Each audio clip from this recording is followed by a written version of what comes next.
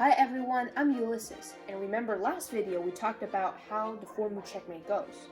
But this video we're going to talk about how to defend the 4-move checkmate. Now, the main thing about the 4-move checkmate is focusing on the f7 square, which is the weakest square in chess in the beginning. So, when the queen goes to f3, it attacks the f7 square. So first you can go queen to e7, protecting the f7 square. There's a more effective way to doing that. Knight to f6. Knight to f6 can develop your piece, but also protect the f7 square, blocking the queen's path. But what if the queen goes to h5? Well, you can't go knight to f6 because that would do the same thing. Now, there are many ways to solve this problem. You can go pawn to g6, but that's not really effective because queen can just capture e5, and queen is attacking your king, attacking the bishop, and attacking the rook. So the only thing you can do here is queen to e7, protecting the f7 square. You can actually defend the 4-move checkmate in the beginning.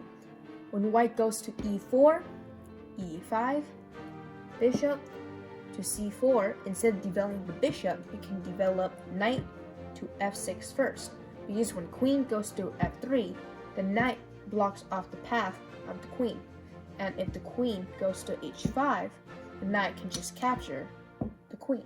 I hope you enjoyed my video and learned some chess tactics there. Please subscribe, and if you want to see my previous chess lesson, click right here.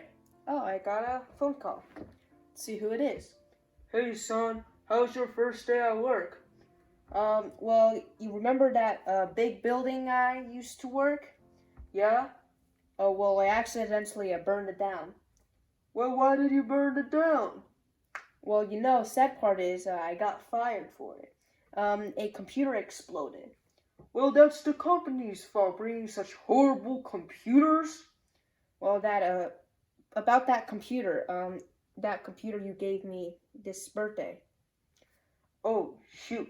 I better prepare my insurance. Please, do subscribe.